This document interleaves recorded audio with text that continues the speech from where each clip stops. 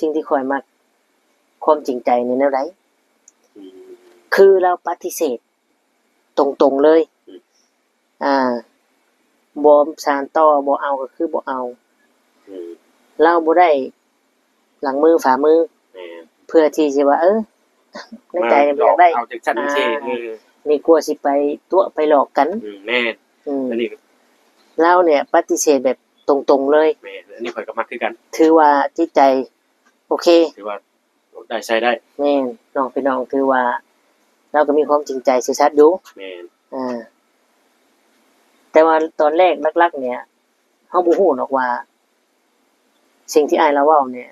น้องมินตาว่าโอเคสิเอาสิแต่งงานนี่เป็นแนวใดเนาะ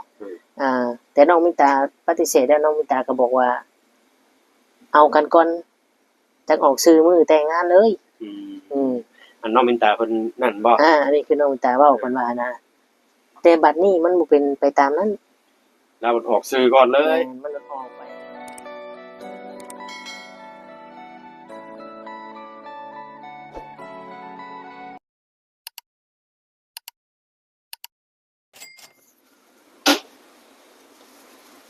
กับทักทายสบายดีและสวัสดี FC พ่อแม่พี่น้องหมู่เพื่อนเบิดทุกคนทุกท่านว่าอยู่ฝั่งไทยฝั่งลาวหรือว่าต่างประเทศก็ยินดีต้อนรับเข้าสู่ช่อง YouTube ทุกคำปันสุขเด้อพี่น้องเนาะเอาพี่น้องมาเจอทุกคำมื้อนี้ก็อยู่ด้วยมืดๆแน่นิดนึงเนาะเปลี่ยนบรรยากาศพี่น้องเลยเพราะว่าอากาศร้อนพี่น้องตอนนี้อากาศร้อนหลายอยู่ในห้องบ่ได้เนาะทุกคำก็เลยออกมานั่งดินแล้วก็ถือโอกาสนี้นั่งคุยนั่งลมกับ FC เนาะบัดทุกคนทุกท่านที่กำลังรับฟังรับชมอยู่เนาะพี่น้องเนาะเป็นยังไงเนาะ FC ทุกคนที่นะฮะหลายๆคนก็ออกมาวิพากษ์วิจารณ์วิเคราะห์กันไปต่างๆนานาเนาะครั้งนี้หนุ่มอเมริกาเนี่ยคือสิซ้ำหรือเจ็บใจแห้งขนาดพี่น้อยเนาะเพราะว่าเพิ่นก็ได้คิดลงตัวเองเนาะหรือว่าลงในอำนาจของการเปย์หรือว่าของเงินเนาะพี่น้องเนาะซึ่งข้อมูลที่ติดตามนี่รู้สึกว่าทางน้องมินตานี่ปฏิเสธได้เนาะปฏิเสธด้วยเหตุผลใดพี่น้องทุกคนฮู้บ่ว่าเพิ่นปฏิเสธด้วยเหตุผลหยังเนาะคือว่าก่อนอ้ายเพิ่นเนี่ยสิมาออกคลิปเนี่ยทุกคำก็คิดว่าเพิ่นคุยกันได้พี่น้องเคี่ยวเพิ่นคุยกันเรียบร้อยแล้ว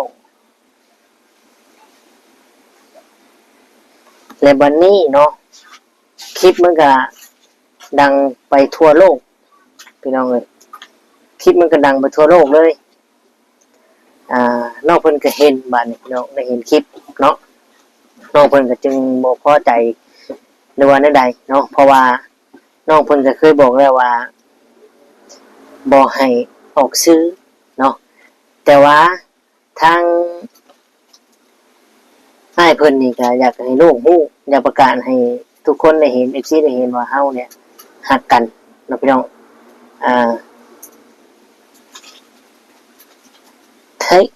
ทุกสิ่งทุกอย่างทั้งหมดเนี่ยที่เราเว้ามานี่เราเว้าผู้เดียวเว้าเองเองพี่น้องเนาะบ่ใส่เฮ็ดหยังเด้เนาะพี่น้องเฮ็ดรถบ่ครับสบายดีเนาะสบายดีบ่ใส่เจ้าฮู้เรื่องฮู้ราวอยู่บ่นี่ครับได้ยินคร่าวๆอยู่ฮู้แล้วบ่ฮู้แบบจั่นว่าแม่นบ่จริงหรือปลอมติว่าจริงหรือปลอมเพราะว่าเห็นเพจดู Facebook แชร์นี่ใช้รูปชุดแต่งงานแต่อย่างใดแต่ว่าเบิ่งคักๆนี่น่าสิเป็น AA AI บ่หรือว่าจริงกับข่อยก็ยังว่าแม่นอีหลีบ่ว่าเพ ราะว่าถ้าเอาแม่น AI นี่มันเป็นไปบ่ได้ แม่น ขนาดอ้ายเพิ่นนี่ออกช่องออกสื่อเนี่ยน้องมินตาก็ยังบ่ได้ฮู้ซ้ำพอน้องมินตาฮู้แล้วน้องมินตาปฏิเสธบัดนี้ อ๋อแสดงว่าพ่อใหญ่คิดไปเอง เราไปเอง เออ คือแบบคิดว่าน้องเพิ่นเนี่ยสิรับได้ในสิ่งที่เกิดขึ้น เออ เพราะว่าเป้าหมายตอนแรกที่เราตั้งใจมาที่อเมริกามาบ้านเฮานี่ก็เพื่อสิมาแต่งงานหรือมาใช้ชีวิตกับน้องมินตา อันนั้นมาใส่แต่บัดนี้พอเรามาฮอดเราก็ไปหามาสู้กันอยู่ชื่อเครื่องใช้ชื่อคือว่าชื่อวิโก้ให้อีกได โอ้ วิโก้เซมไหนว่าใช่เออ ไปเป็นมาได้สิคือว่าสิไปคือว่าไปเอากับอีกคนหนึง นั่นแหละข่อยก็จังว่างงอยู่ว่าชื่อให้พร้อมสิสร้างซาเลยเนาะก็พากันไปเที่ยวหนองพายเจ้าจักบ่หนองพาย ต้องไปได้บ่ครับ เอาหนองพายซิโนแบบหม่องนั่งกินอาหารแบบชมวิวนั่นแหละ อ๋อ เขาเฮ็ดเป็นบ่อน้ำเป็นหนองอะไรหนองพายนะ อ๋อ เดี๋ยววันนี้น้องมินตากับพาเพิ่นไปกินข้าวอยู่หันดูอยู่ว่าซั่น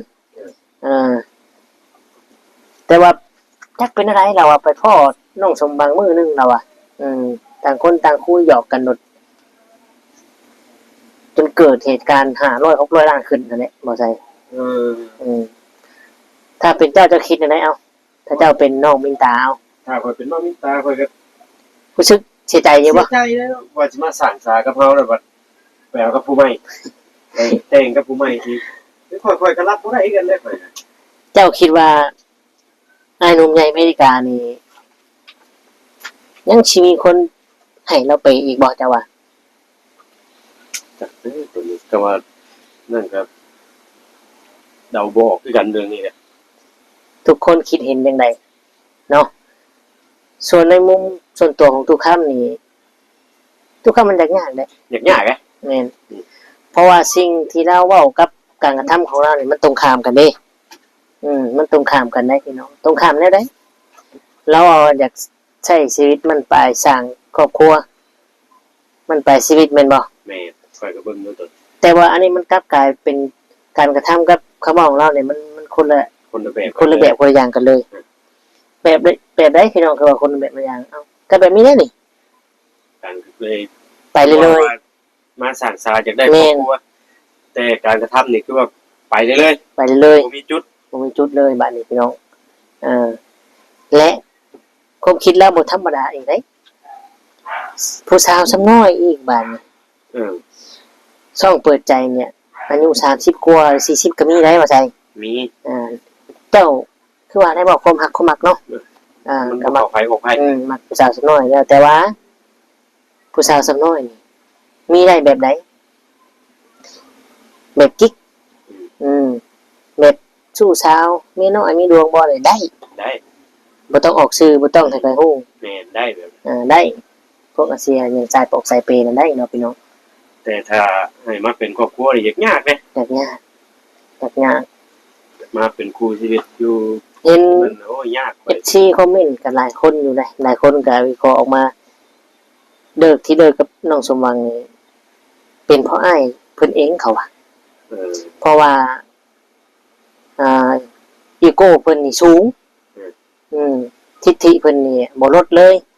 บ่ลดแบบใดเจ้าก็ฮู้อยู่แล้วว่าคือสมมุติว่ารุ่นซุมเฮานี่เนาะสังคมมันก็เป็นเรื่องธรรมดาปกติ แม่น น้องเพิ่นก็กินแน่นอนอยู่แล้วแม่นบ่ เพิ่นก็ยัง เจ้า ไว้แบบ อ้าวเพิ่นก็น้องเนาะหมู่คู่ น้องอยู่ เจ้านี่เป็นผู้ใหญ่เลยสามโหทำรุ่นปู่รุ่นนั้นพุ่นแหละเนาะ บอกสอนเอาปั๊บเปลี่ยนไปทีละหน่อยก็ดูได้ อันนี้เราวัดคิดว่า ยังมีคนผู้สาวนี่แหละที่ ถ้าเอาแล้วแม้กระทั่งเมียเราที่ว่าเลิกลากันไปแล้วอยู่อเมริกาก็ยังให้นำเราอยากคืนดีเราอยู่เวียงก็บ่ได้อึดคนที่จะเอาข่อยเราระว่านะข่อยหรือว่าอยู่เวียงเขาฮู้เราบ่ได้บ่เนาะ จักว่าเด้อ เราจังลงมาหาแถว อยา ส ก วรร ไป ค์ เห็นอยู่จักเราก็ดูพุ่นมาก่อนจักแล แม่นพี่น้องเอ้ยแต่บ่คาดคิดมาแถวสวรรค์บัดโชคไอ้ช่องทุบมันก็ร้ายบาดนี้ทำให้เผยแพร่ ออกไปสู่โลกกว้างอืมประเทศอเมริกาเนี่ยเห็นเบิดแล้วอ่ะ จะเห็นเบิดนะ ทั่วโลกเด้อ อืม ตัวครับเว้ย เอ้ยผู้หนึงเนาะเราทักมาเล่นโตเล่นน้ำกันเนี่ยเราก็บอกให้ฟังอ่าว่าอยู่พุ่นเนี่ยอเมริกาโซกันแต่เรื่องผู้เฒ่านี่แหละเราอ่ะนะพี่น้องเอ้ยโอ้เราอ่ะเราก็บอกหลายอย่างให้ฟังให้พี่น้องเอ้ยเนาะถ้าอยู่พุ่นนั้นเรียบร้อยแล้วเราบ่ได้เราอ่ะ ไม่เห็นในบ้านเขาถือว่าภาคผู้เยาว์เลยบอกตัวครับเว้ย อยู่ไทยเฮาคือกัน อยู่ไทยคือกัน ไทยคือกัน แม่ ผู้เยาว์พี่น้อง กฎ เนาะ หมายมันบ่คือกันได้กับบ้านเราเนาะ ครั้งนี้อ้ายเพิ่นถูกปฏิเสธครับ ให้กับน้องมินตานี่บ่ แม่น คือว่าบ่ได้ไปต่อแล้วว่าซั่น อันนี้คือน้องมินตาปฏิเสธเลย ปฏิเสธ โอ้ ทางครอบครัวเพิ่นก็ปฏิเสธทางพ่อแม่ แม่นอยู่ถ้าเป็นข่อยก็สิปฏิเสธคือกันตัว เพราะว่าเพิ่นปฏิเสธนี่ถึงได้พี่น้อง แม่น เพราะหยังเพราะเพิ่นก็เอาเกียรติหรือว่าความเป็นผู้ใหญ่ของเพิ่นไว้นำแน่ แล้วมันก็แม่นอยู่แล้ว ยันเจ้าหน่อยสิว่าโอ้ย มันเห็นแก่เงิน มันเห็นเป็นเงินแท้เบิ่งเราเฮ็ดกับลูกเฮ็ดกับชุมเจ้าเด้ แม่น บอกกันจะมาสั่งชากับน้องมินตาแต่ไปแต่งงานกับคนอื่น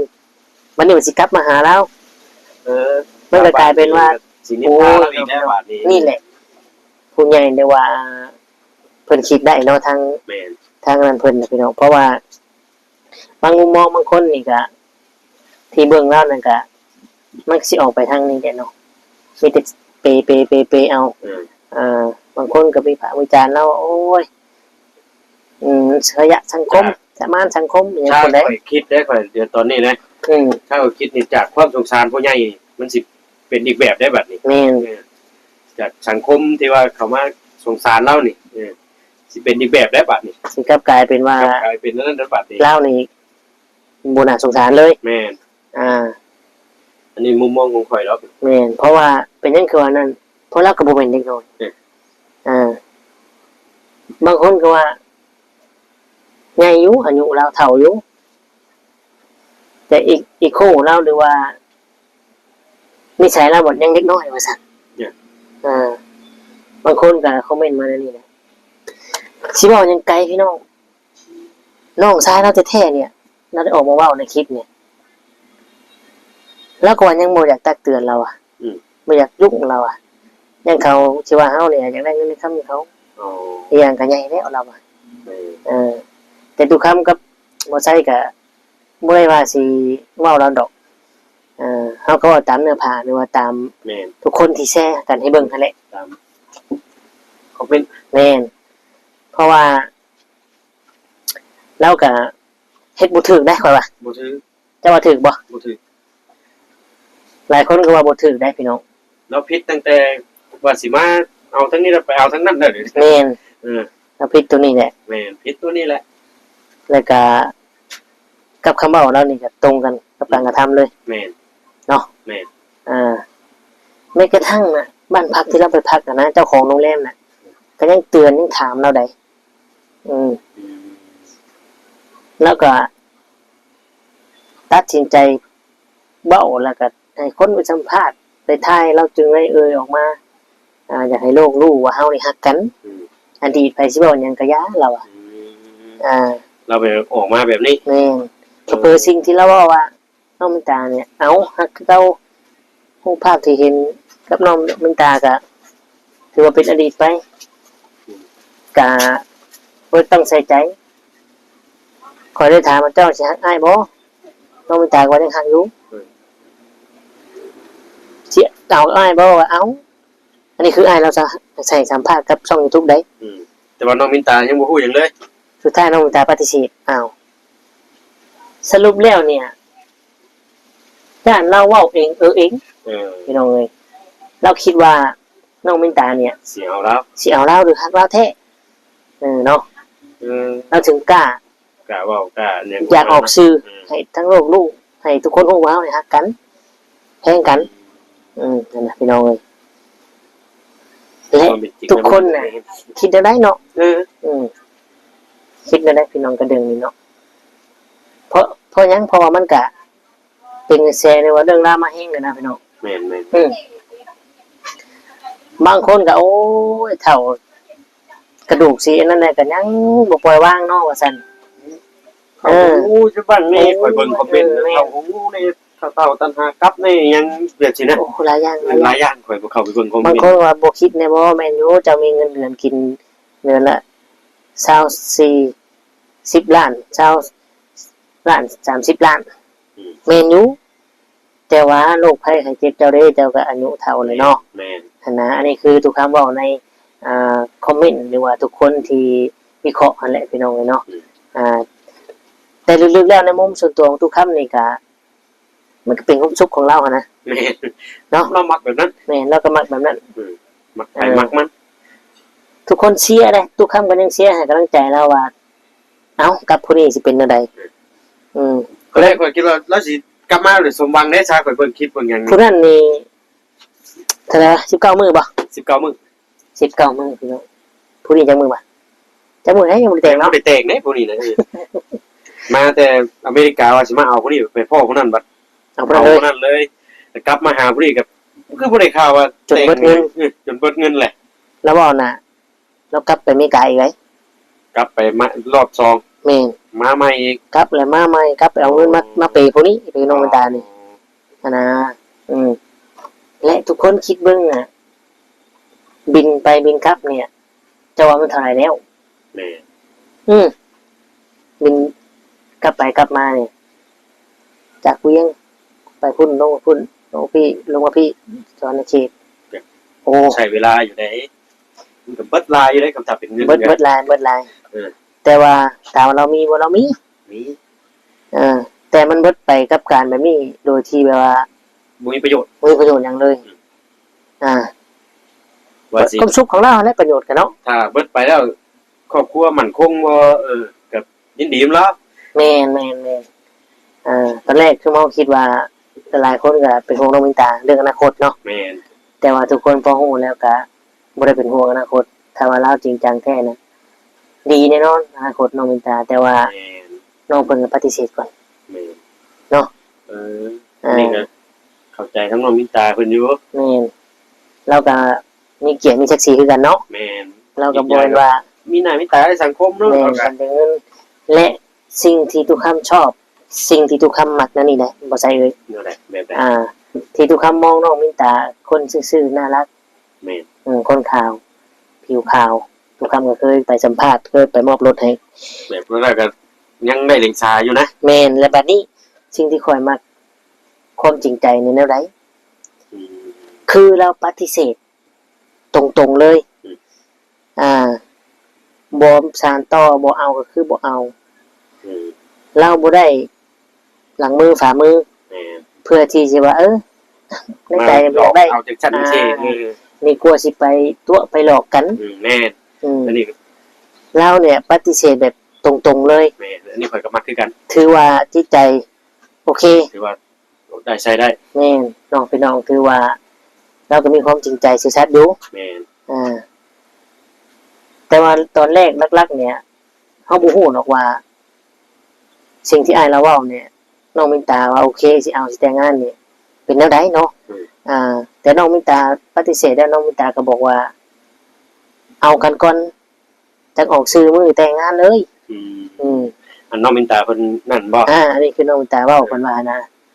แต่บัดนี้มันบ่เป็นไปตามนั้น เราออกสื่อก่อนเลย มันออกไปนั่นก่อน โด่งดังเลยบาดนี้ จักอีหยังเป็นหยังบาดนี้หลายคนก็ถ้าว่าน้องมินตาบ่ปฏิเสธไปตอนนี้ ทุกคนหรือว่าชาวบ้านก็สิมองน้องมินตาครอบครัวน้องมินตาว่าโอ้ยเป็นแค่เงินอีหยัง แม่นมันต้องมีคนเว้าอยู่แล้วนี่นะ แม่น ถ้าน้องมินตายังกลับมาหักยังมาสีนั่นโคโคเราคือเก่านี่ เพราะว่า ชาวบ้านต้องเว้า ที่บ่มีอ้ายผู้นี้ครอบครัวน้องเพิ่นก็พออยู่พอกินอยู่ บ่ถึงกันว่า อ่า จนหรือว่ารวย แม่นบ่ถึงขั้นว่าจนให้ ปานกลาง ปานกลางพี่น้องเอ้ยเนาะมีดินที่เป็นของเจ้าของมีให้มีหน้าของอยู่กันซ่านมีเหล้าเขาแล้วน้ำมี เด้อ เนาะ เด้อ แต่ว่าในเมื่อมีผู้ที่ฮัก หรือแพงลูกเฮาเพิ่นก็ดีใจเนาะ แม่นพ่อแม่ดีใจแล้วพ่อแม่น่ะ แต่กลับกลายเป็นตรงข้ามกันพี่น้องบัดนี้ เอ้ากลับประมาณนี้เนาะว่าใช่เนาะ โดย นี่แต่ว่าคลิปนี้ก็ฝากไว้สำนี้พี่น้องเนาะ